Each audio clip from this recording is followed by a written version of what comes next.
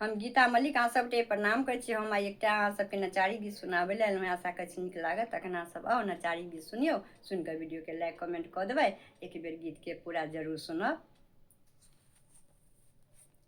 बाबा खोलू ने चंदन के बार, द्वार पर ठाढ़ भेल छी।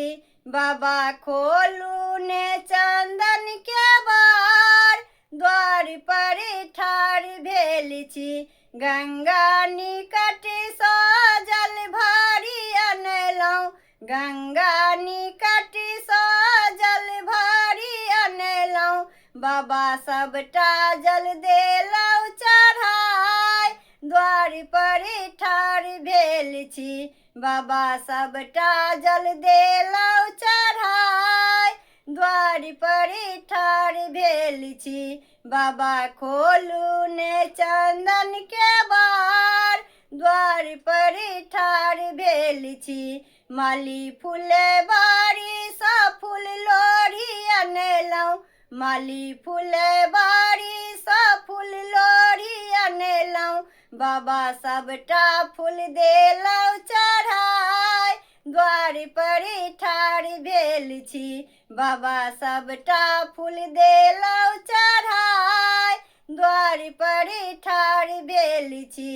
बाबा खोलू ने चंदन के बार, द्वार पर ठाढ़ भेल छी।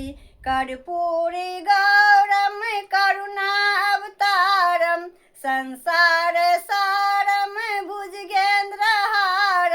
सदा वसन्तं हृदय बिन्दे, भवं भवानी सहितं नमामि। बाबा मंत्रोक्त देलहुँ सुनाय, द्वार पर ठाढ़ भेल छी। बाबा मंत्रोक्त देलहुँ सुनाय, द्वार पर ठाढ़ भेल छी। बाबा खोलू ने चंदन के बार, द्वार पर ठाढ़ भेल छी। बाबा खोलू ने चंदन के बार, द्वार पर ठाढ़ भेल छी।